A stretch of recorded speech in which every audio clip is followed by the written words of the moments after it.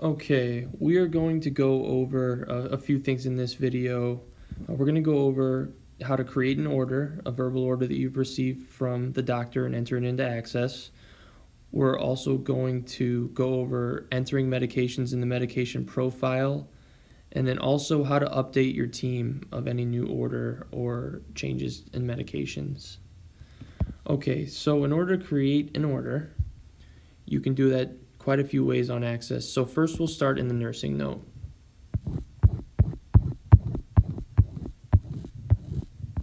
Okay, in the care plan section, you can see where it says add new order. That will bring you to the new order screen. You can also find it at the bottom of your note as well, where it says add order on the left. The way that I prefer to do it is through the client center. If you look up here where it says create, you can create an order then. Okay, when filling these out, we just need to make sure we fill it out accurately. So make sure we select the correct care period. We can type in the doctor's name. If the doctor's name is not popping up, or it's a new doctor the patient's never been, then your clinical manager will need to update the system. So you just have to give them a call or shoot them a text, and they will update the system so that you can then enter the correct doctor. Summary and title, it's really up to you. Most summaries and titles that I use would be something like medication update, status post last doctor's visit, and the date. You could say wound care updated wound care instructions, whatever the summary or title is that you think for that current order. And then in the order description or body, you're gonna write the order, write what the doctor says. Some things to remember when creating an order that sometimes nurses forget: make sure you're always putting the route if it is a medication, and then also if it's a medication that's only, or a treatment that is for a certain amount of time, make sure you put an end date on there, so you have a start date and an end date as well, so that in the future we don't have to get a discontinue order. It's already on there. Generally that's for antibiotics, for someone that has 7 days worth of antibiotics or 14 days worth. Just make sure you put that. And then also you're going to want to make sure you always click order read back and verified. And then as usual, go ahead and sign with your password and then put the date. Okay, so once the order is created, there's a couple things you have to do. If it's a medication, then you need to update the medication profile.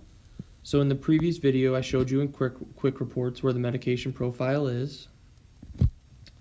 So you can go to medication profile there, and then you can add a medication or discontinue a medication. So in order to add a medication, if it's long-standing, click long-standing. We'll say this is an antibiotic though. So we're going to have a start date of 10/10 and a DC through date on 10/17. When entering in the medication, you can start to type in and then click search for medication, and then generally it can be found here. Just for simplicity, we'll just pick one of these. If for some, and then also you can see the classification pops up as well.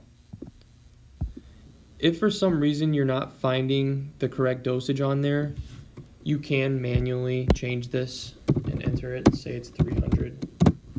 So you are able to manually enter the medication as well. Frequency, we will say BID, and then we're going to go one step further to make it easier in the EMR so we know what time it is. You're going to say BID at 0700, and then also we'll go 1900 as well. Route, make sure you do either PO or feeding tube, whichever your patient uses. Type, if it's new, changed. The physician and pharmacy you do not have to enter, but if it's good practice too, but we do not require you to enter the physician and pharmacy. Okay, and I do want to show you if it's only a medication that's going to be on the order and it's just one medication, this is a shortcut.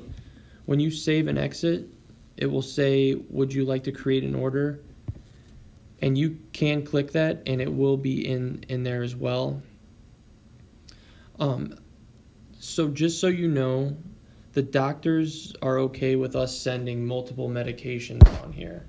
So I don't want you to get in the habit of, if the doctor prescribes 3 medications, there's no reason we need to sign or send 3 orders.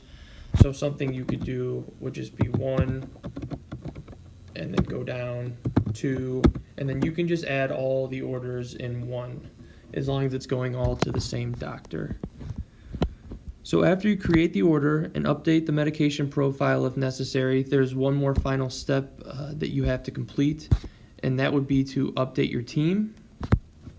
So in order to do that, we're going to go back to create here. We're going to create a communication note. This is pretty much, you're going to fill out almost exactly what you put for your order. You can even copy and paste the order in here as well. I like doing something, just to address everyone. Say, hello team. Here are the updated orders. And then just copy and paste underneath there. So the important thing though is you're going to want to send note as message when completed.